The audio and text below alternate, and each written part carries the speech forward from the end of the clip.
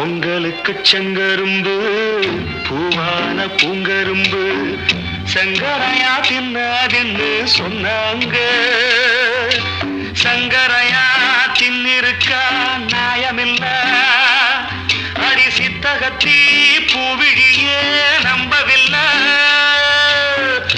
உச்சி வகுந்தெடுத்து பிச்சி பூ வச்ச கிளி பச்சமல பக்கத்துல மேயுதுன்னு சொன்னாங்க. மேயுதுன்னு சொன்னதில நாயம் என்ன கண்ணாத்தா? உச்சி வகுந்தெடுத்து பிச்சி பூ வச்ச கிளி பச்சமல பக்கத்துல மேயுதுன்னு சொன்னாங்க. மேயுதுன்னு சொன்னதில நாயம் என்ன கண்ணாத்தா?